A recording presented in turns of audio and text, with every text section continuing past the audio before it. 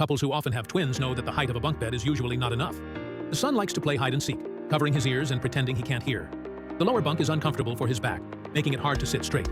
The couple sees their growing children every day and worries. I borrowed some square tubes from my second aunt, used them for the frame or bed frame, then added some vertical pillars for support. I covered it with eco-friendly wooden panels designed to last for 10,000 years. I placed a breathable slatted bed base. I then went to my second aunt's house, moved 2 soft mattresses, and made them into a bed. I attached soft padding along the walls so they sleep more comfortably. I added a tall wardrobe in the middle to divide the space. The switches and sockets were installed at the bed head, so the kids can charge their phones while they sleep. Fair treatment of both children prevents conflicts. At the end, there is a top wardrobe with drawers below for storing the son's sleepwear. The upper part stores the daughter's beautiful sleepwear. I linked the upper hanging cabinets to form a unified look, increasing storage space for flexible use.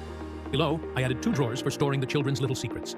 As they grow, they need more privacy. In the middle, I installed a folding frosted glass jar to hold the chessboard my second aunt gave them. The 2 kids can occasionally chat about life here, sip some tea or drink. The bottom of the second bed has 5 large drawers, with 2 drawers near the window for storing the daughter's scented socks and underwear. The drawers by the door hold the son's smelly socks and underwear. The middle drawers are for storing the children's belongings. I created 2 arch-shaped structures with sensor linear lights. I added a sheer curtain for the children's sleep area. Next to the window, I created an L-shaped desk for studying, a shared study area for both kids. They can study together and get into a top university. I installed a ventilation system at the top, hiding it perfectly with a gypsum ceiling. The edges are extended for a clean look.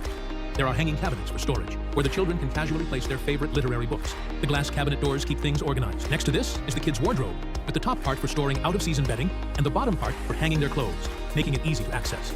The overall look is practical and aesthetically pleasing. This bedroom gives both children their own independent spaces, with enough height for comfort, so they can sleep peacefully until they're 50.